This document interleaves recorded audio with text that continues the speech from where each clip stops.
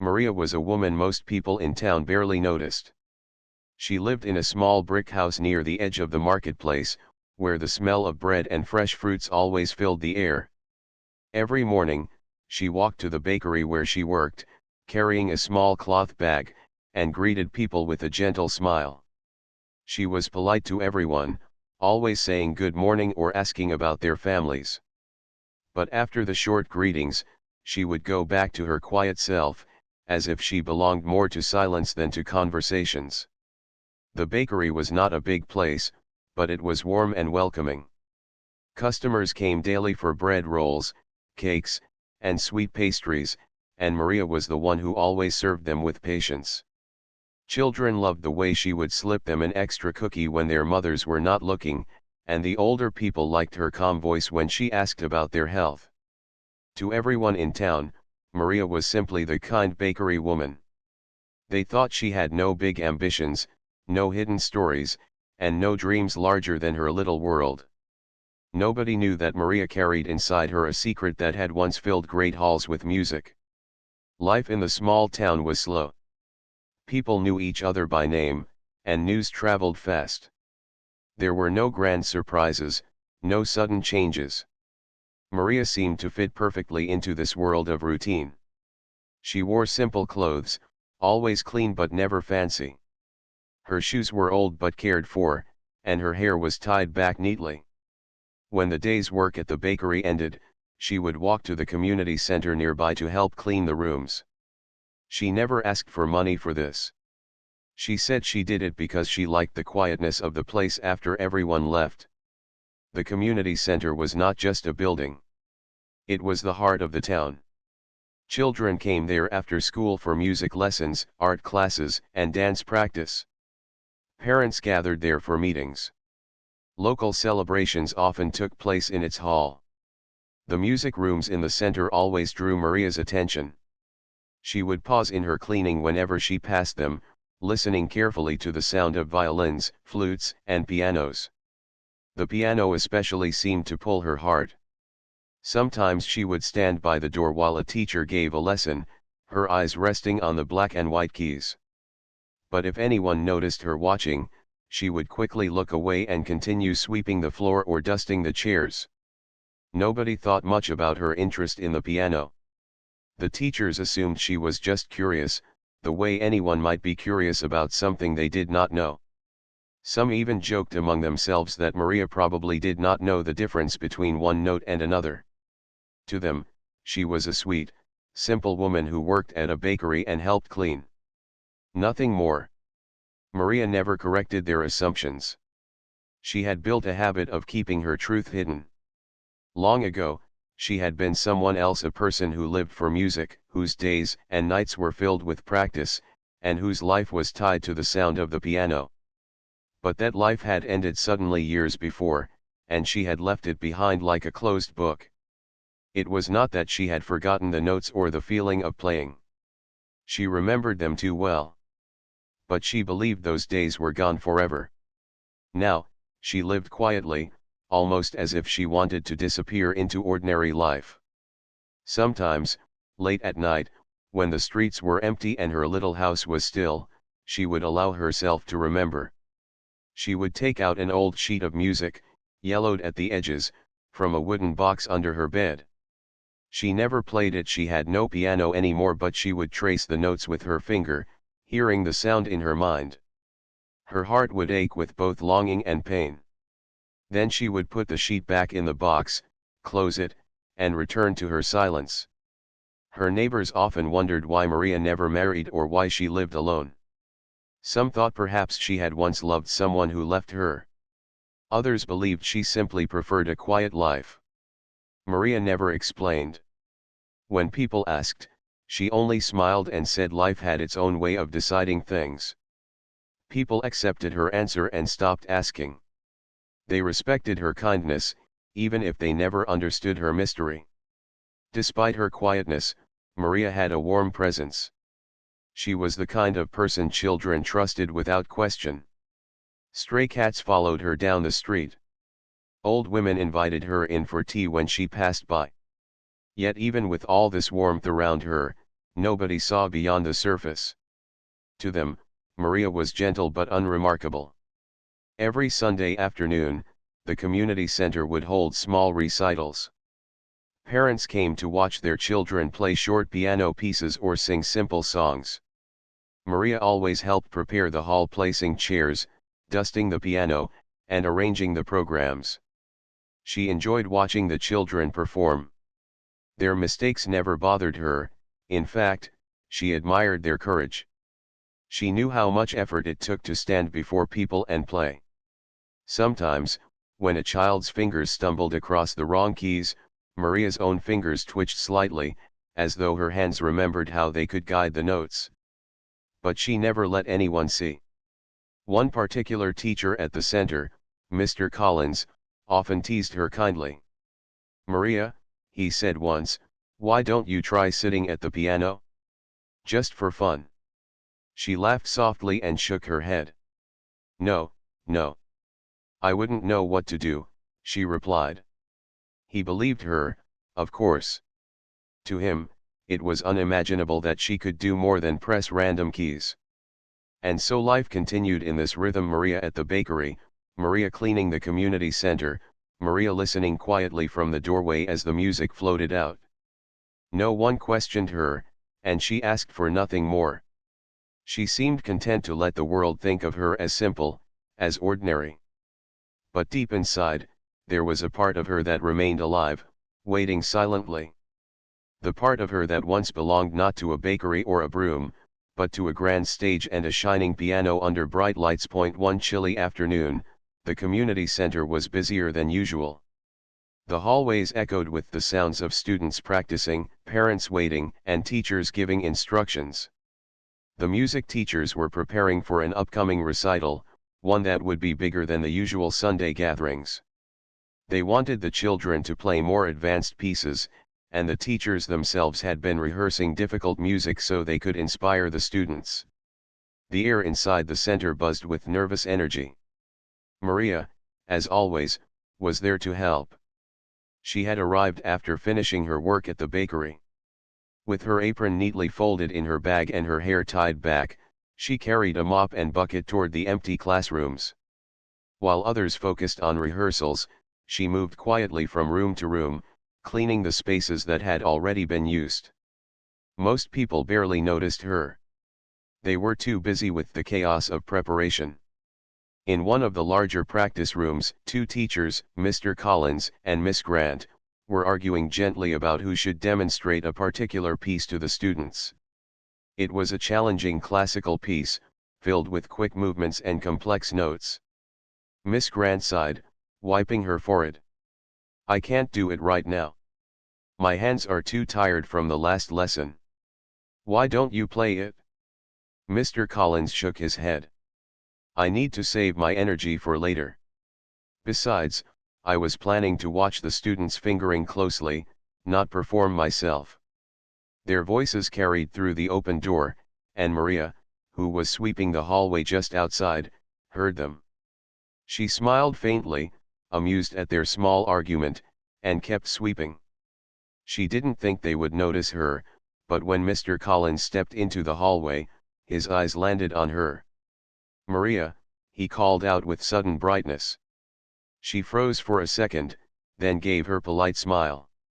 "Yes, Mr. Collins." "Come here a moment," he said, gesturing her inside. She hesitated but walked into the room slowly, holding her broom in her hand like a shield. Miss Grant chuckled when she saw Maria. "Oh, that's an idea," she said half-jokingly. "Maybe she can try. At least the students will see that even ordinary people struggle with this music. It might make them feel less nervous." Maria's eyes widened. "Oh no," she said softly. "I don't know how to play. I've never learned." She held the broom closer, almost as if it could protect her from the idea. Mr. Collins laughed, not unkindly. "Don't worry, Maria. We're not asking you to perform in front of everyone. Just sit here for a minute, press some keys, and show the children that even grown ups find it hard. It'll make them relax." The students in the room, about 8 children of different ages, giggled at the suggestion. Some whispered to each other, curious to see what the bakery woman would do. They had only ever seen her carrying trays of bread or cleaning the center. To them, the thought of her at a piano was funny, almost unbelievable. Maria shook her head again. I really can't. I'll make a mess of it. But Miss Grant smiled encouragingly. That's the point, dear. Show them it's fine to make mistakes. Please, just try. For us. The children's faces turned expectant, their eyes wide with mischief and excitement. Maria's heart began to beat faster. She wanted to refuse, but she also didn't want to embarrass herself by looking rude in front of everyone. She had spent years keeping her true self hidden. Saying no too firmly might attract attention. And besides, there was something inside her, a tiny whisper, that longed to touch the keys again even just once. Reluctantly, she nodded. All right. But only for a moment, she said softly. The children clapped and laughed, some of them cheering as if they were about to watch a performance. Maria set down her broom carefully against the wall and walked toward the piano. Every step felt heavy, like she was walking into a memory she had tried to bury long ago. The piano sat waiting in the middle of the room, its polished surface shining under the yellow lights. Maria paused beside it, staring at the black and white keys. Her fingers twitched slightly at her sides. She had touched pianos in so many grand halls before, under spotlights and before thousands of eyes. Yet somehow this small practice room, filled with only a few children and 2 teachers, felt far more intimidating. Here, sit down, Mr. Collins said cheerfully, pulling out the bench for her. She lowered herself onto it slowly, her hands resting stiffly on her lap. Miss Grant placed a sheet of music in front of her. It's a difficult piece, she said with a grin. But don't worry, nobody expects you to play it correctly. The notes on the page swam before Maria's eyes. She knew them by heart. She had played this exact piece countless times in her past life. But she forced herself to pretend she was confused, tilting her head as if the marks on the paper were strange symbols she couldn't read. Mr. Collins laughed again. Just press a few keys. See how it feels. Maria slowly lifted her hands and placed them on the piano. The familiar coolness of the keys against her fingertips sent a shiver through her body. A flood of memories rushed back: the smell of polished wood, the heat of stage lights, the sound of applause. She pressed a single note, letting it ring through the room. The children giggled, waiting for her to stumble. Her heart pounded. She wanted to stop, to stand up and say she couldn't do it. But at the same time, something stronger inside her urged her to go on. She pressed another key, then another, her hands trembling slightly. The teachers exchanged amused glances, whispering to each other that she was braver than they expected. The children leaned forward, eager to see how badly she would fail. To them, this was only entertainment, a simple woman trying something beyond her reach. They didn't know they were standing on the edge of a discovery that would soon change the way they saw her forever. Maria took a deep breath. She told herself she would only play a few notes, just enough to satisfy them, and then stop. But as her hands rested on the keys, something deep within her began to awaken. Her fingers no longer felt clumsy. They remembered their purpose, the way a bird remembers how to fly even after years of stillness. The room waited. The broom leaned forgotten against the wall. The children whispered among themselves. The teachers smiled expectantly. And Maria, sitting there with her heart racing, knew she was only one note away from breaking the silence of her hidden past. Maria's hands hovered over the piano keys, her fingers trembling slightly. For a moment, she thought about standing up and walking away. She could have laughed nervously, told the teachers she didn't want to embarrass herself, and gone back to her broom in the corner. That would have been the safe choice, the choice she had made for years, keeping her real self hidden. but something inside her refused to let go this time. The longer her fingers touched the keys, the stronger the feeling grew, as though the piano was calling her back to life. She pressed one more note, softer this time, and the sound echoed through the room with a richness that surprised everyone. The children, who had been whispering and giggling a moment ago, fell silent. Maria closed her eyes. She had promised herself she would only play a few notes, but her body betrayed her. Her fingers began to move almost on their own, sliding gracefully across the keys. The notes spilled out like water breaking free from a dam.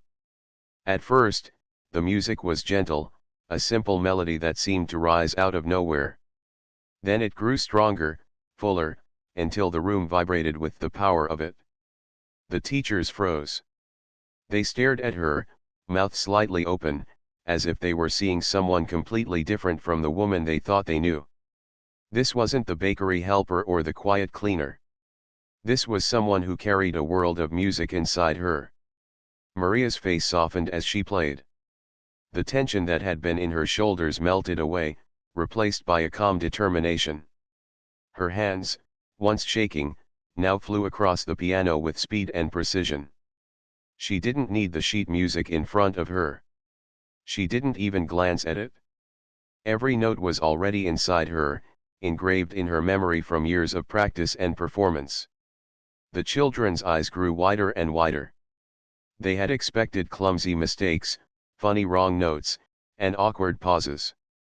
Instead, they were hearing something beautiful, something alive. Some of them leaned forward in their chairs, forgetting to breathe as they watched her fingers move faster than they thought possible. Mr. Collins whispered to Miss Grant, though his voice was barely more than a breath. She knows this piece." Miss Grant didn't reply. She was too stunned to speak.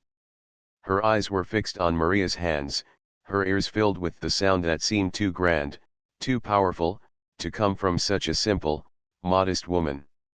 Maria continued to play, her mind drifting far from the room. She was no longer in the small community center surrounded by surprised teachers and children. In her heart, she was back on a stage, under golden lights, with an audience holding its breath in silence. She remembered the nights when her name had been printed on posters, when people had traveled miles just to hear her play. She remembered the thunder of applause, the flowers handed to her after concerts, the endless hours of practice that had shaped her into who she was. For a moment, the years of quiet bakery work and hidden memories disappeared.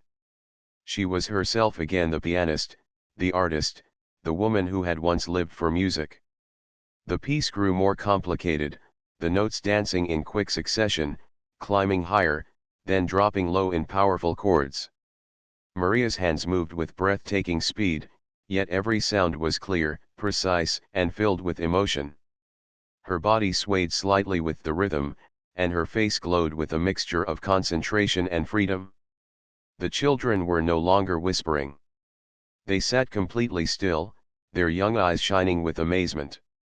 For the first time, they understood what true mastery looked like. It wasn't just about pressing the right keys, it was about breathing life into the music, about telling a story without words.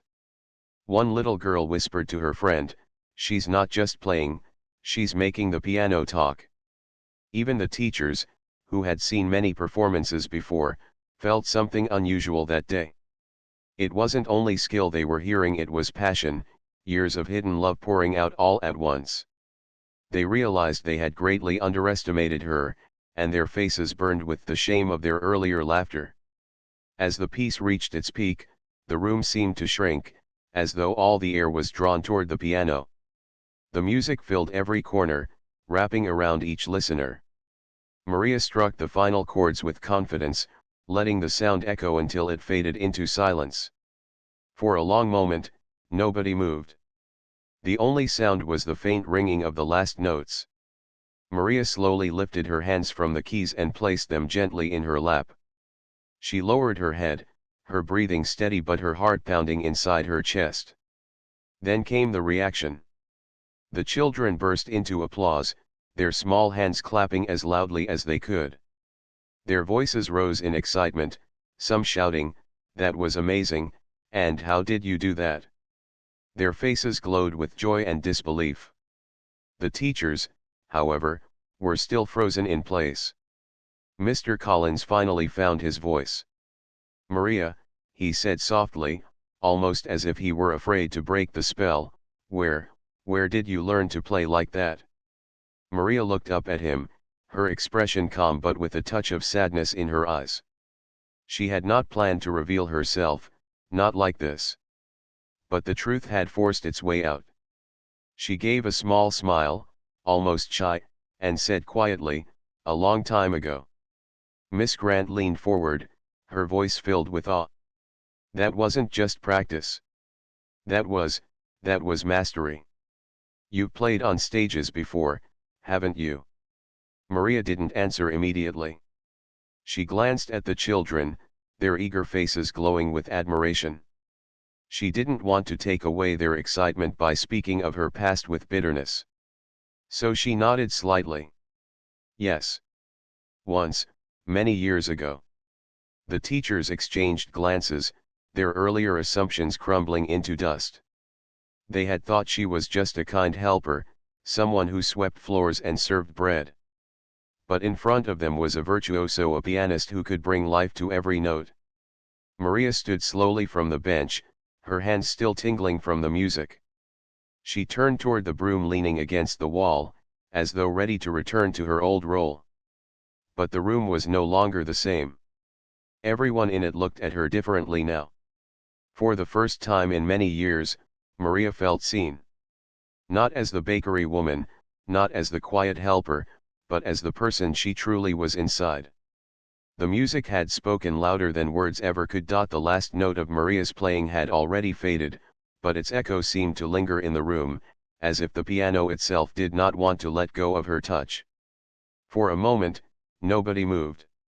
The children sat wide-eyed, their little hands frozen mid-clap, and the teachers stood completely still, their faces pale with shock. It was as if time had stopped. Then the silence broke. The children, who could no longer contain their excitement, began to clap loudly, their voices rising in cheers. Some jumped from their chairs, shouting, "Play more! Please play more!" Their eyes sparkled with joy, the kind of joy that comes from witnessing something rare and unforgettable.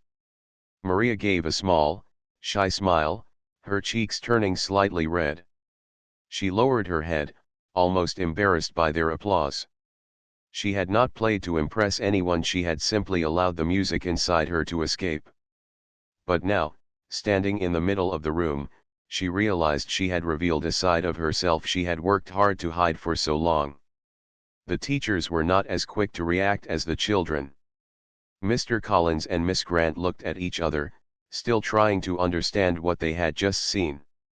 Mr. Collins was the first to speak, though his voice trembled. "Maria, that wasn't a beginner's attempt. That was," he paused, struggling to find the right words. "That was the performance of someone who has lived with the piano all her life." Maria's smile faded slightly. She clasped her hands together, her fingers still tingling from the music.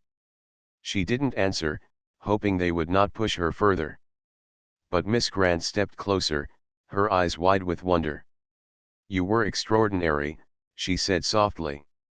"I've taught for many years, and I've seen talent, but this was mastery. Who are you really, Maria?" The children gasped at her words. They turned to look at Maria with even greater curiosity.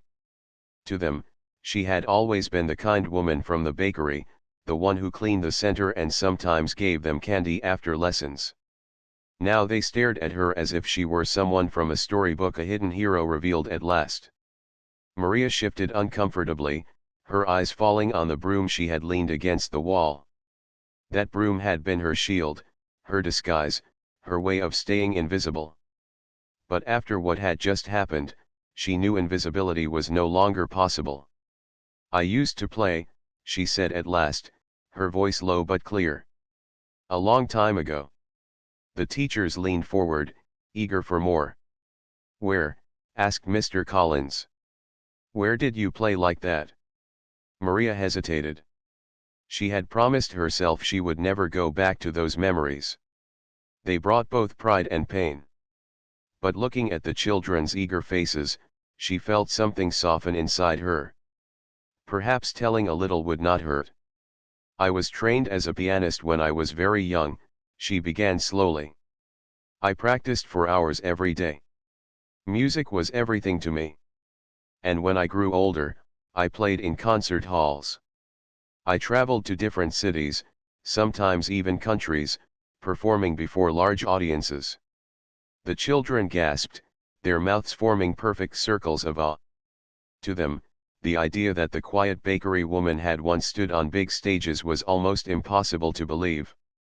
You were famous, one little boy asked, his voice filled with wonder. Maria gave a faint smile. Fame is a big word. People knew my name, yes. They came to listen. But fame was never what I wanted. I only wanted to share music. The teachers listened carefully, each word striking them deeply. They remembered how they had teased her earlier, how they had asked her to play only as a joke, thinking she would stumble. Shame rose in their hearts, but along with it came deep respect. Why did you stop? Miss Grant asked gently. Maria's smile faded again. She looked down at her hands, the hands that had once been her pride. For a moment, she didn't answer. The children leaned forward, waiting, but she shook her head slightly. Life has a way of changing things, she said softly. Sometimes, even when you love something, circumstances make you walk away. Her words carried a quiet sadness, and everyone in the room felt it. The children sensed it too, though they did not fully understand. They could tell that the story behind her decision was heavy, something she did not wish to share. Out of respect, they stayed silent. Mr. Collins finally stepped closer to her. His voice was calm but filled with admiration. Maria, I owe you an apology, he said. We asked you to play because we thought it would be amusing. We underestimated you. But what you gave us just now was more valuable than anything we could have expected. Thank you. Maria's eyes softened. She nodded politely, though she didn't know what to say in return. She wasn't angry at them, she understood why they had thought of her as simple. She had lived quietly, after all, and never given them a reason to think otherwise. The children crowded around her, tugging at her hands and asking endless questions. Can you teach us? Will you play again? How fast can you move your fingers? Their excitement made Maria laugh quietly, though inside she was still unsure how much of herself she wanted to reveal. Miss Grant placed a gentle hand on Maria's shoulder. You may not realize it, but you've inspired these children more than we ever could. They've just seen what true love for music looks like. That's something no textbook or lesson can teach. Maria looked at the children's shining eyes. She remembered her own younger self, sitting at a piano for the first time, filled with both fear and wonder. She had once been exactly like them, dreaming of what her hands could do. Maybe, she said softly, maybe I can help. Not as a performer anymore, but as someone who shares what she knows. The children clapped again, delighted by her words. The teachers exchanged looks, realizing what a gift they had stumbled upon. Their community had always struggled to find proper music mentors. To think that someone so skilled had been right under their noses all along was almost unbelievable. As the evening approached, the children left one by one, their voices buzzing with excitement as they told their parents about what they had seen. The teachers stayed behind with Maria, still in awe of her hidden life. You've given us more than you know, Mr. Collins said as he packed up the music sheets. I hope you'll consider sharing your gift with this town.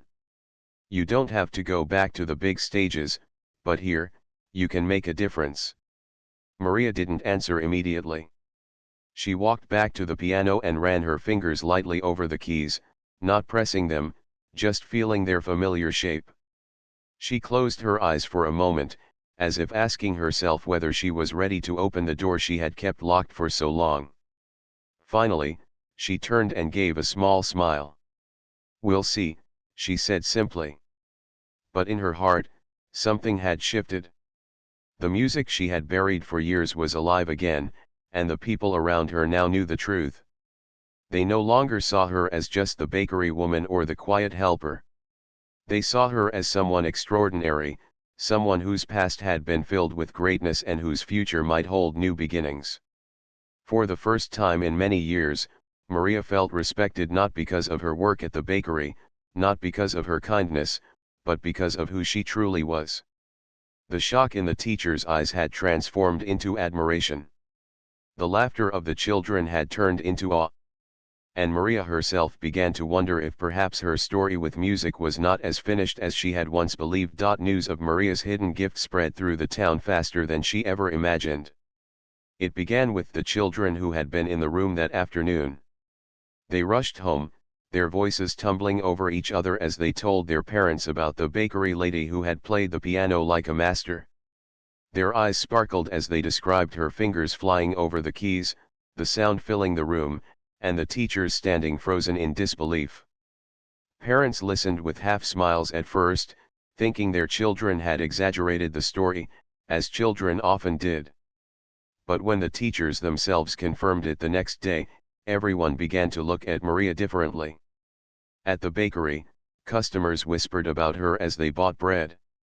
"Did you hear? Maria is not just a baker. She was once a great pianist," someone would say, and another would reply, "Surely not. Maria. Our Maria." Yet each day, more people became convinced as the story spread. Maria noticed the change. Neighbors who used to greet her casually now looked at her with curiosity, even admiration. People who had barely spoken to her before asked if the rumors were true. She answered gently, never boasting, only saying, "Yes, I used to play." She left it at that, but her modesty only made people respect her more. The community center invited her to return the following week.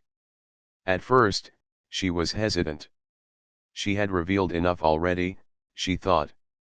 She wanted to slip back into her quiet life, unnoticed and undisturbed. But the children begged her, their small voices full of excitement. "Please, Maria, show us more," they pleaded.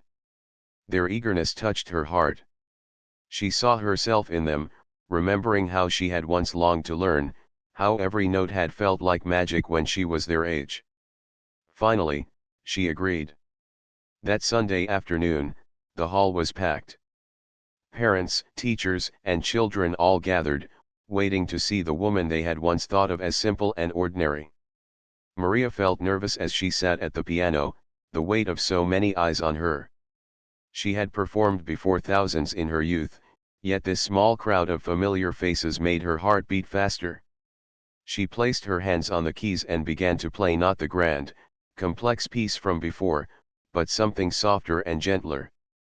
The melody floated through the hall like a calm river, easy for the children to follow, soothing for the adults. It was not meant to impress but to connect. She wanted them to feel the heart of the music, not just the skill. When she finished, the applause filled the hall. This time, it was not only admiration, it was gratitude. People realized they had been given a gift, something rare and beautiful. Afterward, many approached her. Parents asked if she could teach their children. Teachers suggested she might lead special classes. The mayor of the town even said, "Maria, you are a treasure for our community." At first, Maria resisted. She had built her life around being unnoticed, and stepping forward again felt frightening. But each time she saw the children's shining eyes, she felt her heart soften. Slowly, she began to accept the idea that perhaps her gift was not meant to stay hidden forever. So she began teaching, not formally at first, but in small, gentle ways. She stayed after classes to help children struggling with a piece. She showed them how to relax their fingers, how to let the music flow instead of forcing it. She told them little stories about her own childhood practice, stories that made them laugh and encouraged them not to give up. The children loved learning from her. She was patient, never scolding them for mistakes, always reminding them that mistakes were part of the journey. Every wrong note teaches you something, she would say kindly. Music is not about being perfect. It's about telling a story. Soon, word spread further, and more children came. The community center gave her an official role, calling her their special piano mentor. Maria smiled at the title. It was far from the glamorous labels she once had in her performing days, but it felt warmer, more meaningful. Her evenings slowly changed. Instead of going home to silence, she stayed in the center, surrounded by laughter, clumsy notes, and the sound of young hands discovering music. The once dusty practice rooms grew lively, filled with energy and joy. But Maria gave them more than just piano lessons. She taught them lessons about life hidden inside the music. Patience, she would say, is what builds a melody. Without it, everything falls apart. Or, courage is pressing the next key even when you fear you'll be wrong. The children carried her words with them, not only in their music but in their daily lives. One evening, after a small recital where her students played, Maria sat alone at the piano. She looked around the hall filled with smiling parents, proud teachers, and happy children. A gentle warmth filled her heart. She realized she had finally found peace. She didn't need the spotlight of big concert halls anymore. She didn't need fame or applause from strangers. Here, in her little town, sharing her love for music, she felt complete. Her past no longer felt like a heavy burden. It was now a bridge connecting her to the present. The years of silence had not been wasted, they had prepared her for this moment, for this new role.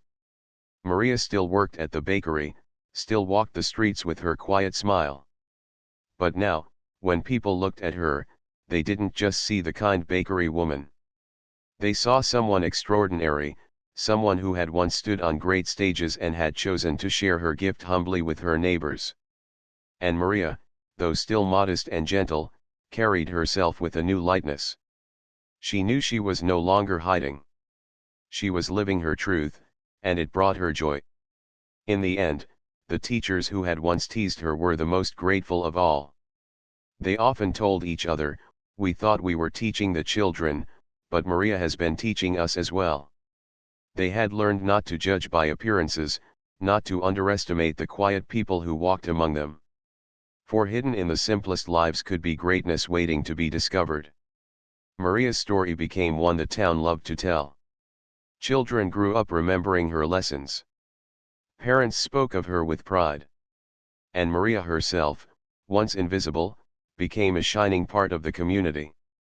She had not returned to the life she once had, but she had found something even better, a new beginning filled with purpose, love, and music that would echo long after her hands left the keys.